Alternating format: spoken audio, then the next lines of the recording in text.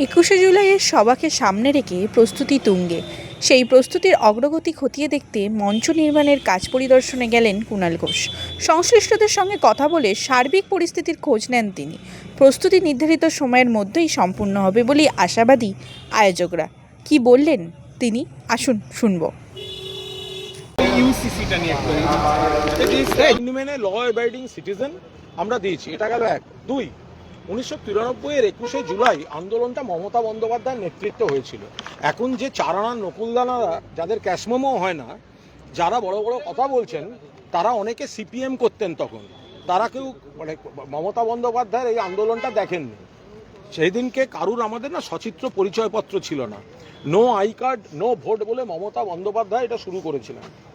সেই সমাবেশে গুলি চালিয়ে 14 জনকে মেরেছে এই সিপিএম এর সরকার। 13টি বডি আইডেন্টিফাইড, একজন আনআইডেন্টিফাইড। তো এখন সেই জায়গায় দাঁড়িয়ে প্রত্যেক বছর, সেদিন মমতা বন্দ্যোপাধ্যায়কে খুনের চেষ্টা হয়েছে এবং আহতের সংখ্যা দোলাকত হবে প্রায় 100-র মতো, বেশি।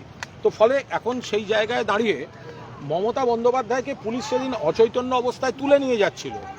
আমি আমার তৎকালীন অফিসের গাড়িতে, পুলিশের গাড়ি থেকে মমতাদিকে বার করে প্রথমে মেয়র রোড, তারপর এসএসকেএম, তারপর উডল্যান্ডসে ভর্তি করে তারপর বাড়ি যাই। কারা বলছে 21শে জুলাই নিয়ে? মমতা বন্দ্যোপাধ্যায়ের নেতৃত্বে আন্দোলন হয়েছিল। কারা বলছে এই কথাগুলো? এবং তারপর থেকে প্রত্যেক বছর এই দিনটি শহীদ তর্পণ মমতা বন্দ্যোপাধ্যায় করে থাকেন। এটা যে কোনো নেত্রী, রাজনীতিতে এটা একটা নজির যে এইভাবে শহীদ পরিবারদের শ্রদ্ধা জানিয়ে, শহীদদের শ্রদ্ধা জানিয়ে, শহীদ পরিবারদের সম্মান দিয়ে এটা হয়ে থাকে। এবার বলবেন কেন ধর্মতলা? তার কারণ এই জায়গাটা ঘিরেই তো গন্ডগোলটা হয়েছে, এই মোড়েই তো ডেড বডি পড়েছে। ফলে যে ঘটনাস্থল এই যাবৎকালে সব থেকে বড় গণহত্যা কলকাতার উপর, যেখানে ডেড বডি পড়েছিল, তো সেইখানেই শহীদ তর্পণ হয়। আপনি যোগা দিবসের জন্য 7 দিন রেড রোড বন্ধ রাখতে পারেন, আর কলকাতা সাম্প্রতিককালের সবচেয়ে বড় গণহত্যার শহীদ তর্পণের জন্য একদিনের জন্য, এক বেলার জন্য আপনি দেবেন না, পারমিশন দেবেন না? এটা হতে পারে নাকি কখনো?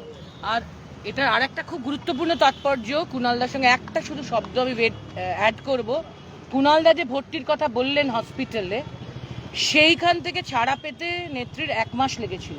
1 মাস বাদে ডিসেম্বর 1994 এই স্পটে দাঁড়িয়ে তিনি ঘোষণা করেছিলেন, আমি যতদিন বাঁচব এই আমার শহীদ সাথীদের স্মরণে স্মৃতিতর্পণ করে আমি 21শে জুলাই পালন করব শহীদ দিবস। এইটা সবচেয়ে বড় তাৎপর্য আমাদের দিক থেকে এটা করার। এটা ওনার শপথ ছিল।